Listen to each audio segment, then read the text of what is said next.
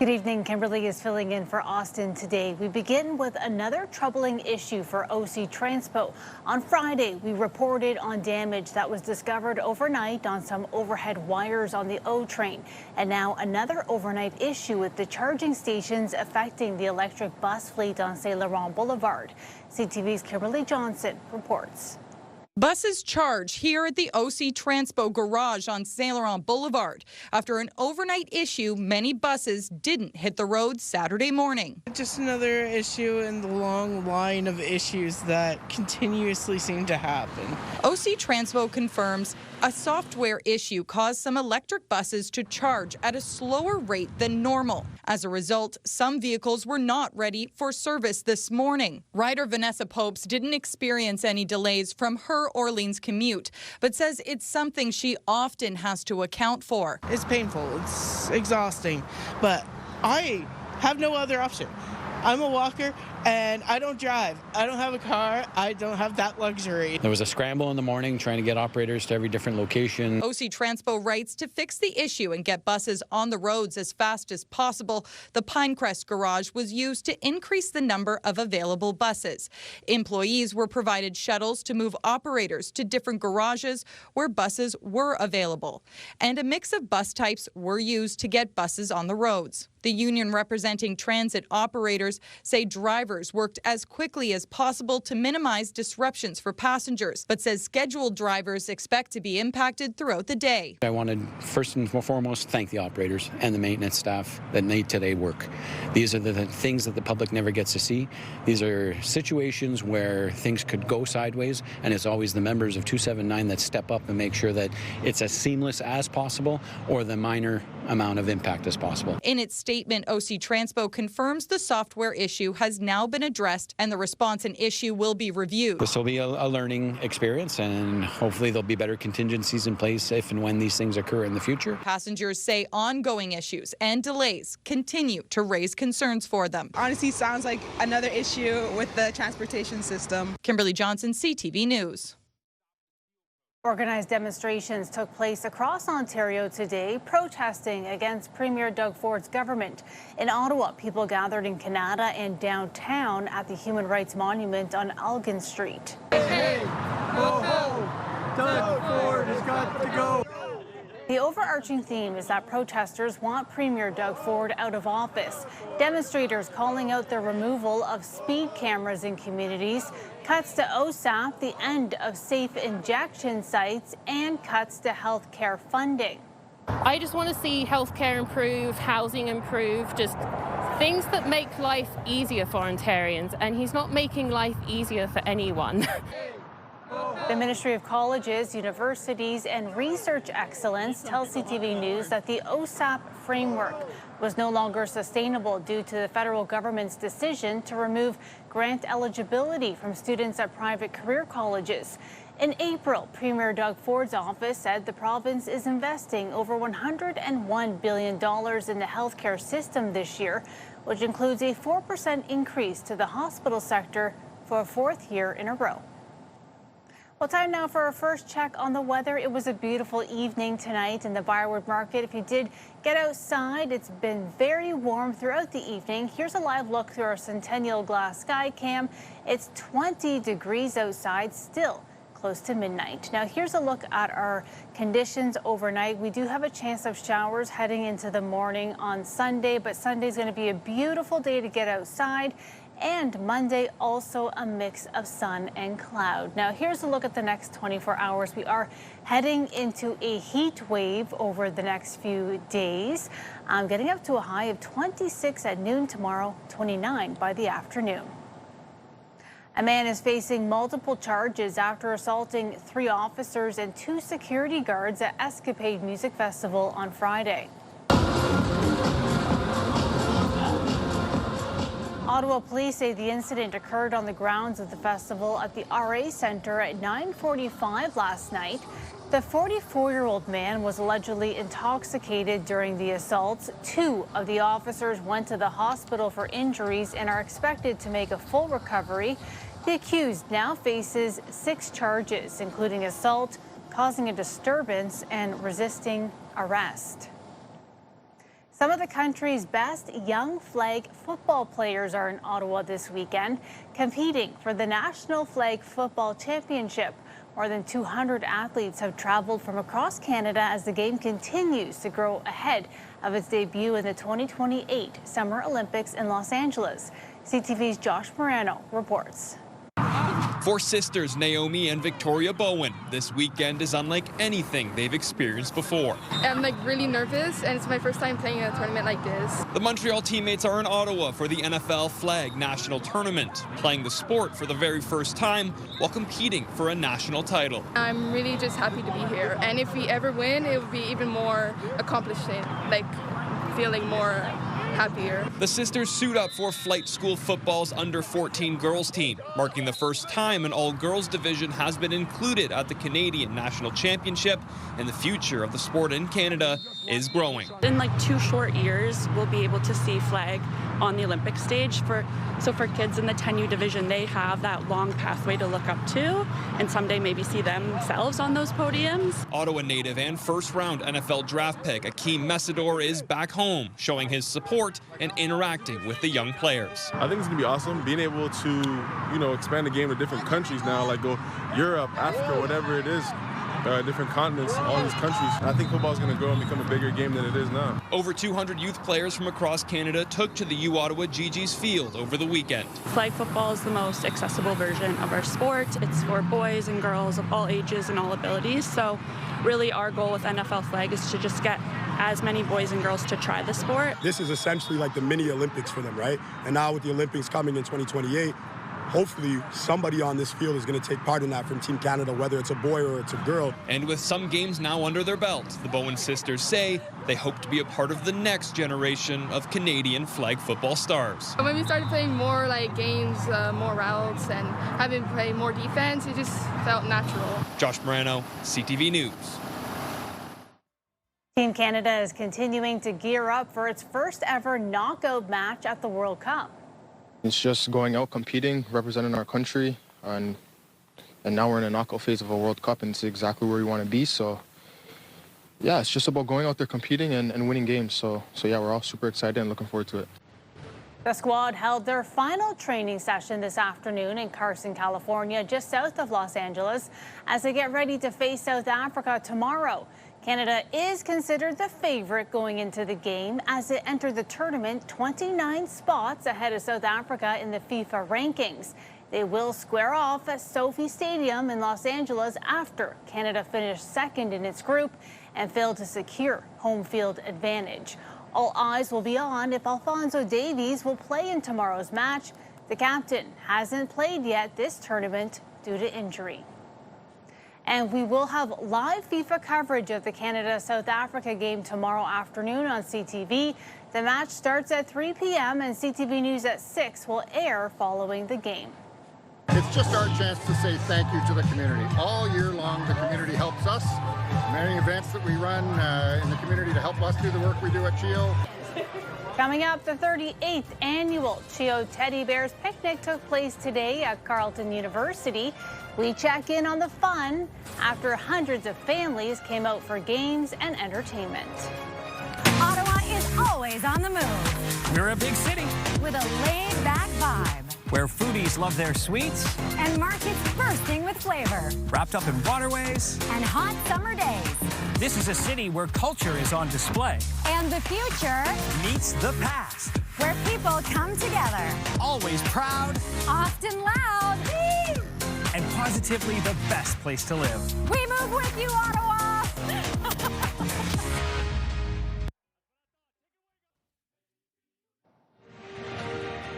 Here's a live look through our Centennial Glass Sky Cam. It's 20 degrees outside right now. Well, it's the final weekend of the Ottawa Jazz Festival with a full lineup of talented artists taking the stage.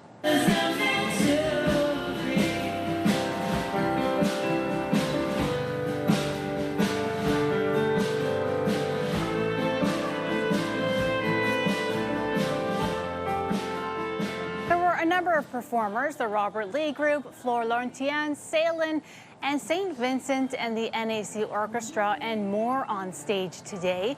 Tomorrow, Curtis Noasan's Noisy World, Jazz Youth Summit, CASA Overall, and Steve Burnt will perform. And the festival runs until Sunday at Confederation Park and the National Arts Center. The 38th annual CHEO Teddy Bears Picnic took place today at the Carleton University Fieldhouse, drawing in hundreds of families for a full day of fun, games, and entertainment. It's a day many people hold dear to them and look forward to every year. CTV's Camille Wilson reports. Did Lammy fall out of a tree this morning? A broken arm for Lammy and Fred in need of a teddy bear hospital visit at CHEO's annual Teddy Bears Picnic. Coming to see the doctors and get some orthopedic surgery done before 10 a.m. It's a nostalgic feeling for Stephen and Shannon Gravel, but it's the first time attending the picnic with their kids. We both went to as kids to be here with our own now for the first time. Around for nearly 40 years, the CHEO Teddy Bears Picnic gives the CHEO Foundation a chance to say thank you to the community. All year long, the community helps us. Many events that we run in the community to help us do the work we do at CHEO. So this is our way of giving back and saying thank you to all the kids, all the families, everybody that supported us over the course of the year. At the Build-A-Buddy station, you can make your own furry friend to take home. But don't forget, it needs a heart and some clothes. There's also a mental health booth teaching kids to regulate their emotions. A masquerade parade, face painting, and bouncy castles. It's great because they get to spend all their energy. They love all the bouncy castles. We haven't done the pancakes yet, but we're gonna go do that. And they brought teddy bears to fix because they got some hands that just like to rip things apart. The picnic kicked off with a champion breakfast served by volunteers, including CTV's Jackie Perez and Move 100's Catherine Dines and Sophie Morose. For the Gravel family, they were happy for the indoor inflatables to have some more fun. It's wonderful. It's a beautifully organized event, and the kids are having a lot of fun. Camille Wilson, CTV News. And such a beautiful day for that event. Taking a look at our weather again for the next few days, we can see on our satellite and radar board overnight, it is going to be pretty clear, but we do have a chance of showers heading into Sunday. Tonight's low in Ottawa only getting down to about 14 degrees. You can see in some other areas of the province, we do have a chance of showers as well. Look, the low in Gatineau, pretty similar, getting down to 12 degrees, 17 in Montreal. And tomorrow, we are going to be seeing the start of that heat wave. So getting up to a high of 29 in Ottawa, 28 in Cornwall, and 27 in Trenton. And pretty similar right across the province and into Quebec, 29 in Gatineau, 28 in Petawawa. And taking a look at our 7-day forecast, it's going to be getting really hot over the next week. So you're going to want to make sure to take some water breaks and make sure that your pets are safe in the cool and getting out of the direct sun. Getting up to a high of 34 degrees by midweek, feeling even hotter with that humidex as well going into the holiday for July 1st. But we do have a beautiful week in store, feeling a lot like summer and pretty similar temperatures right across the board. So you'll want to wear your sunscreen and drink lots of water. Coming up, a beautiful sight at the RCMP Rockcliffe Stables. We give you a close-up look of the famous RCMP musical ride. That's right after the break.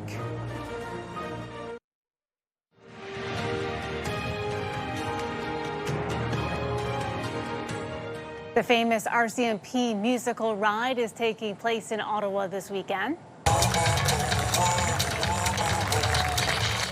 The Canadian sunset ceremonies give visitors the chance to see the family-friendly performance at home.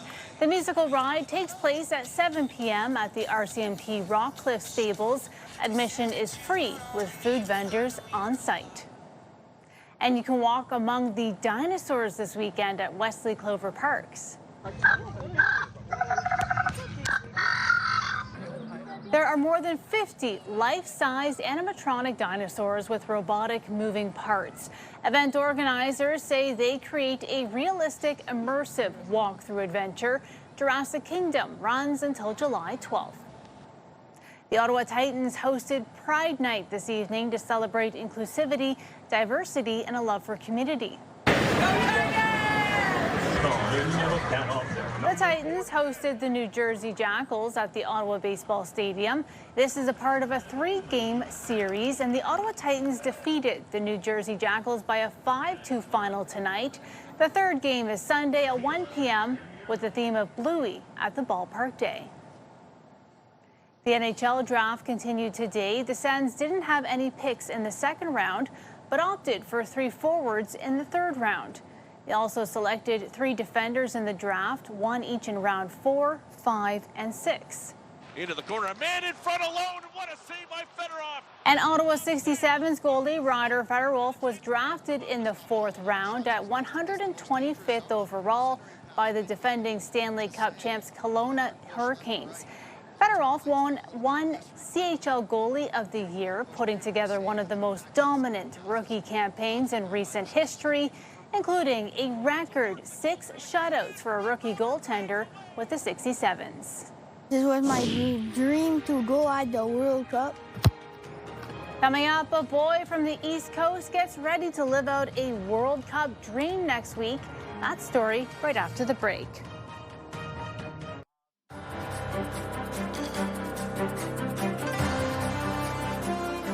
There's lots of family entertainment this weekend at the Kanata Fun Fair in the lead up to Canada Day. Young ones can enjoy the midway rides and games at the Kanata Recreation Complex. Admission is free and the fair runs every day until the evening of July 1st. Well, one New Brunswick boy is about to live out a dream next week. The 11-year-old soccer fanatic will be an official match ball carrier at the FIFA World Cup knockout game in Toronto. CTV's Anna Mandan has his story. It's a long way from this empty soccer field in Bouctouche, New Brunswick, to the FIFA World Cup pitch. But next week, 11-year-old Theo Labelle will travel to Toronto to act as the official match ball carrier in a FIFA game, meaning he'll carry the official ball to the referee on the pitch, and in doing so, he'll signal the beginning of the match. That's a big deal to a boy who loves soccer. This was my dream to go at the World Cup. But it's a dream that almost didn't happen. Theo was born with multiple congenital malformations, including complex congenital heart disease. He's had 3 open heart surgeries and now lives with a single ventricle heart. And with decreased cardio strength, even recreational soccer is harder for him. It makes me more tired. I run less fast. But that hasn't stopped his passion for the sport. He just loves the game and he shows up. And even if it's hard for him to get the ball, he just keeps going. And that's what's so amazing about him. Toronto may be more than 1,000 kilometers from Bouctouche, New Brunswick, but the city has played a big role in the family's story. Theo had all his life-saving surgeries at Toronto, sick kids in Toronto, and we will be back in Toronto. And this time he'll be on basically the biggest sporting stage in the world. And having a memorable moment. And he has big plans while he's there, including his hope to meet Croatian soccer player Luka Modric. Ask for his jersey signed. A big dream coming true for a boy with his heart very much in the game. Anna Mandan, CTV News, Bouctouche, New Brunswick. After the break, how a jeweler in Dubai is getting in on the World Cup action. We take a look at a special replica of the World Cup trophy. That's coming up. Hairstyles, courtesy of Salon Fiorella. Well, we're in for another beautiful day tomorrow. So here's a look at our wake-up weather. Getting up to a high of 19 degrees in the morning with clear conditions. And look at that, right across the entire week. Beautiful temperatures, but we are heading into a heat wave. Tomorrow's high, 29 degrees and sunny, feeling hotter with the humidex. And going into the holiday on Wednesday, getting up to a high of 34 degrees. That's also without the humidex, so make sure to have lots of water and sunscreen on hand. Well, finally for us tonight, a jeweler in Dubai is getting in on the World Cup action by creating a unique piece inspired by one of the most coveted prizes in sports. This replica of the World Cup trophy is made of Lego, decorated with 900 diamonds and set in 18-karat gold. The knockoff cup took 35 days to complete, and while the jeweler has no intention of selling the piece, it is worth more than $80,000. Well, that's CTV News for this Saturday, June 27th. CTV News continues online anytime with our digital team, keeping you up to date at ctvnewsottawa.ca. And you can also watch our newscast live on the CTV News app anytime. From all of us tonight, thanks.